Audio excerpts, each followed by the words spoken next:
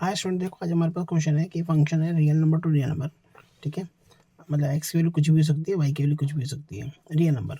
और फंक्शन में दे रखा है, वो कह रहा है डोमेन निकालो। डोमेन का मतलब होता है आपको एक्स निकालना है। ठीक है, स्टार्ट करते देखो फंक्शन में क्या दे रखा है, ये root of x square minus का 3x प्लस का 2। वो आपसे ना डोमेन मांग रहा है। डोमेन का मतलब होता है आपको एक्स की लिमिटेशन बतानी है, एक्स की वैल्यू क्या हो सकती है, एक्स वैल्यू आप क्या पुट कर सकते हो और क्या नहीं पुट कर सकते हो आप। ठीक है, तो चलते हैं। देखो ये क्वाड्रेटिक क्वेश्चन है, अब इसका मिडिल टर्म स्प्लिट कर लेते हैं हम इसको। तो इसका फैक्ट मल्टीप्लाई का चाहिए आपको, दो के फैक्टर होंगे, 2 - 2 - 1, ये दो फैक्टर बन रहे हैं इसके।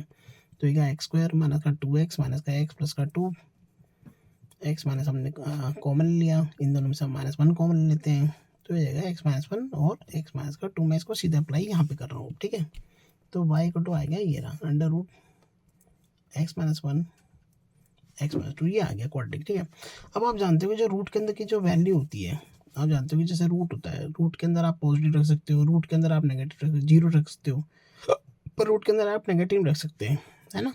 क्यों? क्योंकि रूट के अंदर नेगेटिव रखें तो वो आपको आयोटा दे देता है, इमेजनरी नंबर देता है। तो आप नेगेटिव, यानी ये जो x-1 इंटू x-2 है, ये या तो भाई साहब जीरो के इक्वल होगा या जीरो से बड़ा होगा।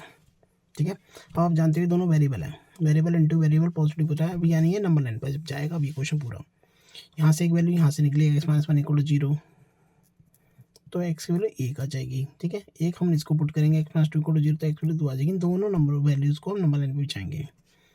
ठीक है, अब इसमें देखो हम 1 ले सकते हैं, क्योंकि एक्स की वैल्यू 1 पुट करूँगा यहाँ पे तो वो 0 आएगी, और वो कह रहा है 0 आप ले सकते हो। ऐसे हम एक्स की वैल्यू 2 ले सकते हैं, ध्यान रखना है, इसलिए 2 और 0 को हम दोनों को डार्क कर देंगे। ठीक है, अब ये जो नंबर लाइन है, आप एक्चुअल में इसको 3 पार्ट में ब्रेक कर दिया इसने, 1 और 2 ने। तो अब हमें अपने इस 3 रीजन में से हमें अपना फेवरेट रीजन ढूंढना है, कौन सा हमारा इस इक्वेशन को, इनइक्वालिटी को सेटिस्फाई करता है। ठीक है, पहले इधर से कोई नंबर उठा लो आप, 2 से बड़ा, 2 से इन्फिनिटी के बीच में 2 से बड़ा कोई भी नंबर उठा लो। हमने 3 उठा लिया और यहाँ रखेंगे हम 3 रखा, 3 माइनस का 1 इंटू में 3 माइनस का 2। ये आंसर कैसा देगा आपको, 2 इंटू में 1, ये आपको पॉजिटिव दे रहा। तो ठीक है भाई, मेरे को पॉजिटिव ही चाहिए था, ये ना पॉजिटिव चाहिए। आप चलते हैं 1 और 2 के बीच में 1.5 ले लेते हैं। ये आएगा 1.5 माइनस का 1 आएगा 1.5 माइनस का 2। ये आंसर नेगेटिव दे रहा है, ये पॉजिटिव दे रहा है, तो अल्टीमेटली नेगेटिव आंसर आएगा ये।